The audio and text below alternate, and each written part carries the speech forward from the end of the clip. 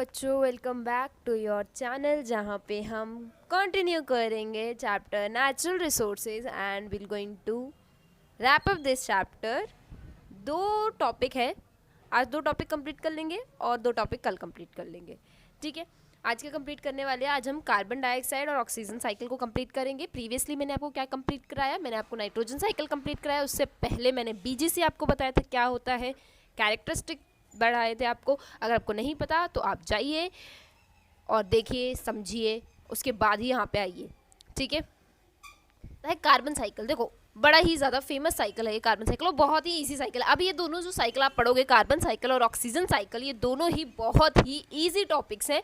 बस आपको इसमें डायग्राम्स और थोड़ा थ्योरी यही समझना होगा। बाकी नाइट्रोजन साइकिल तो बहुत ही ज़्यादा बड़ा कॉम्प्लेक्स था, मैंने वो भी आपको बहुत ही ईजी वे में समझा दिया है, आप प्लीज़ उसे समझिए। ठीक है, देखो कार्बन साइकिल में हमने ये साइकिल पढ़ क्यों रहे थे, मैंने आपको बताया था क्योंकि हम इन्हें यूज़ करते हैं एज ए बायोटिक कंपोनेंट। ठीक है, and we are the biotic component to use them. ठीक है, और फिर हम इन्हें यूज़ करके फाइनली बायोटिक कंपोनेंट फिर नेचर में क्या हो जाता है, डेड डिके की फॉर्म में वापस से ये रीजनरेट होता है। तो यानी ये जो साइकिल पूरा होता है, ठीक है, इस साइकिल को कंप्लीट करने के लिए, इकोलॉजिकल बैलेंस में क्रिएट करने के लिए हम ये साइकिल्स पढ़ते हैं, और ये साइकिल्स का होना बहुत ज़्यादा ज़रूरी है। ठीक है, फर्स्ट इज कार्बन साइकिल। अब कार्बन साइकिल में देखो कार्बन के सोर्सेज बहुत हैं।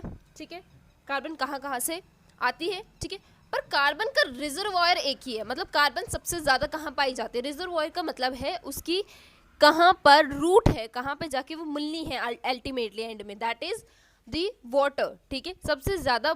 अब आप बीइंग अ स्टूडेंट आप बोलोगे कि एयर, लेकिन एयर में कार्बन डाइऑक्साइड की मात्रा कम होती है, होती तो है लेकिन कम होती है। लेकिन पानी में वही कार्बन डाइऑक्साइड की मात्रा बहुत ज़्यादा अधिक होती है। ठीक है, तो सबसे ज़्यादा रिजर्वॉयर कहाँ पे पाया जाता है कार्बन डाइऑक्साइड का, दैट इज़ इन वाटर। ठीक है, and mainly in the ocean water, you can say. Got it. अब देखो मैंने कार्बन साइकिल को समझाने के लिए आपके लिए ये डायग्राम रिप्रेजेंटेशन किया हुआ है, जिसमें मैंने क्या बताया है। देखो अब जो हमारा वेदर क्लाइमेटिक एटमॉस्फेयर में जो सन होता है वो एक एनर्जी की तरह, एक हीट की तरह काम करता है। ठीक है, प्लांट्स जो कि क्या है, बायोटिक कंपोनेंट में आते हैं, सबसे ज़्यादा वो क्या करते हैं, वही कार्बन डाइऑक्साइड को यूज़ करते हैं। यूटिलाइजमेंट ऑफ कार्बन डाइऑक्साइड सबसे ज़्यादा हमारी अर्थ पे कौन करता है, प्लांट्स करते हैं। ठीक है, और सबसे ज़्यादा कार्बन डाइऑक्साइड का एमिशन आपका इंडस्ट्रियल एयर से होता है। ठीक है, एनिमल्स की रेस्पिरेशन से होता है। ठीक है, वाटर से होता है, ओशंस हो जाते हैं, सीज हो जाते हैं। ठीक है, इन सब में भी कार्बन डाइऑक्साइड प्रेजेंट होता है। ठीक है, अल्टीमेटली ये सारा जो सोर्स आ रहा है ये प्लांट अपटेक कर लेते हैं, और प्लांट क्या करते हैं फिर कार्बन डाइऑक्साइड का, उसी कार्बन डाइऑक्साइड का प्लांट फोटोसिंथेसिस प्रोसेस में यूटिलाइज करते हैं, अपना खाना बनाते हैं, और फाइनली फिर वो क्या रिलीज़ करते हैं, ऑक्सीजन रिलीज़ करते हैं। और वही ऑक्सीजन फिर हम यानी ह्यूमंस, वाइल्ड लाइफ स्पीसीज क्या करती हैं, उन्हें उसे एब्जॉर्ब कर, टेकअप कर लेती है। ठीक है, फिर वही रेस्पिरेशन का प्रोसेस कंटिन्यू होता है। ठीक है, एक तरीका तो ये होता है। दूसरा मैंने आपको इंडस्ट्रियल वेस्ट के बताया, इंडस्ट्रियल से जो गैसेज रिलीज हो रही है उससे भी कार्बन डाइऑक्साइड का एमिशन हो रहा है। ठीक है, थर्ड जो सोर्स होता है that is burning of fossil fuels. जब आप कोल, पेट्रोलियम्स, इन सब चीज़ों को, इन सब कंपोनेंट्स को आप जब जलाते हो, ठीक है, तो ये क्या हो जाते हैं, ये फाइनली नेचर में कार्बन डाइऑक्साइड की फॉर्म में।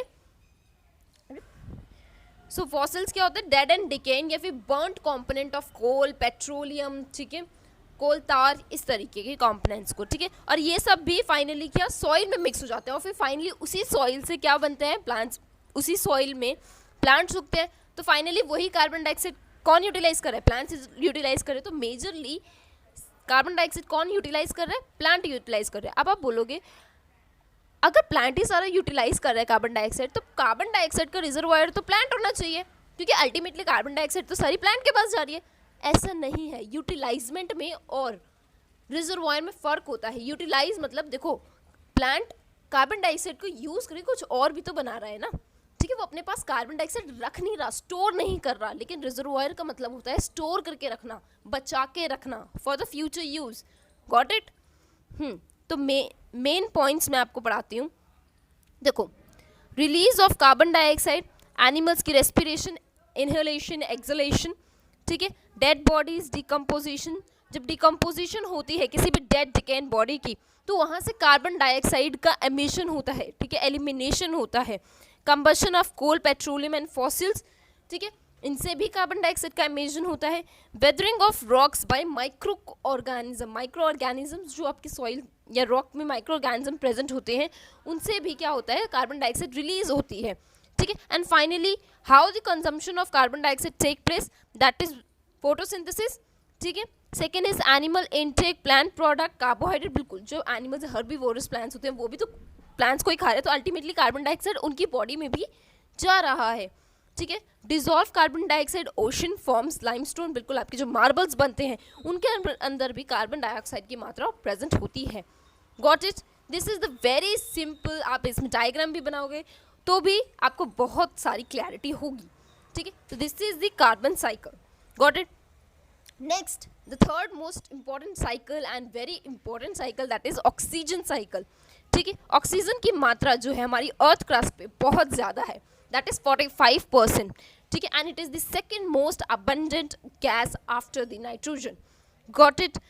इसका साइकिल तो काफ़ी ज़्यादा सिंपल है, कुछ नहीं होता। देखो प्लांट्स क्या करते हैं, ऑक्सीजन को एलिमिनेट करते हैं, ठीक है, क्योंकि कार्बन डाइऑक्साइड को वो क्या करते हैं, यूटिलाइज करते हैं, और यही ऑक्सीजन जब एलिमिनेट होती है तो एटमॉस्फेयर में क्या हो जाती है, एटमॉस्फेयर में मॉलिक्यूल्स उन्हें कैप्चर कर लेते हैं। एंड वाइल्ड लाइफ यानी एनिमल्स क्या करते हैं, रेस्पिरेशन के लिए, क्योंकि ऑक्सीजन उनकी नेसेसिटी है, इसीलिए वो एटमॉस्फेयर से उसी ऑक्सीजन को क्या करते हैं, कैचअप करते हैं, और कार्बन डाइऑक्साइड को क्या करते हैं, रिलीज करते हैं, ठीक है, रिलीज करते हैं, और फाइनली वो क्या करते हैं, प्लांट फिर उसे अपटेक कर लेते हैं। And this is how the cycle goes on. अगर मैं ये कह दूँ इनमें से कोई भी एक कॉम्पोनेंट यानी प्लांट या एनिमल, दोनों में से कोई एक कॉम्पोनेंट भी कम ज़्यादा हो गया तो इकोलॉजी साइकिल क्या हो जाएगी, डिस्टर्ब हो जाएगी। अगर इकोलॉजी साइकिल डिस्टर्ब होगी तो बताइए साइकिल क्या डिस्टर्ब होगी या नहीं होगी? Do let me know in the comment section, okay. देखो ऑक्सीजन साइकिल के 4 मेजर स्टेप्स होते हैं, 4 मेजर स्टेप्स होते हैं, that is first is respiration, ठीक है। रेस्पिरेशन में क्या है, जब आप फूड को ब्रेक डाउन कर रहे हो, ग्लूकोज और कार्बन डाइऑक्साइड बन रही है, ठीक है। ग्लूकोज जो कि एनर्जी का फॉर्म लेती है, और कार्बन डाइऑक्साइड जो कि क्या करती है, एनिमल्स में से एलिमिनेट हो जाती है, और ऑक्सीजन प्लांट उसे अपटेक कर लेते हैं, ठीक है। This is respiration. Second is combustion, that is petrol, fuels, fossil fuels, coal, petroleum, ये सब जब ऑक्सीजन के प्रेजेंट में आते हैं, यानी अपने आप ये सब जब जलने लगते हैं, तब कार्बन डाइऑक्साइड को रिलीज करते हैं। अल्टीमेटली ये भी क्या होते हैं, प्लांट इसे अपटेक कर लेते हैं, या एटमॉस्फेयर इसे अपटेक कर लेती है। Third is fixation of atmosphere, जब एटमॉस्फेरिक नाइट्रोजन जब ऑक्सीजन के साथ जुड़ती है तब क्या बनते हैं, नाइट्रोजन के ऑक्साइड्स पर बनते हैं, जो मैंने आपको नाइट्रोजन साइकिल में भी पढ़ाया था, that is nitrates and nitrites, got it. And fourth is decaying, that is decomposition, जब डिकम्पोजिशन यानी डेड डिकेइंग मैटर ऑक्सीजन की प्रेजेंस में आता है तो वो कुछ ऑक्साइड्स बनाता है, कुछ पानी बनाता है, और CO2 एलिमिनेट करता है, which is utilised by ultimately plants, got it. This is a very simple process, बहुत ज़्यादा सिंपल है, कुछ स्टेप्स के प्रोसेस हैं। I hope that you have understood what I have taught you, and if you have any doubt you can ask me in the comment section बच्चों। Thank you so much.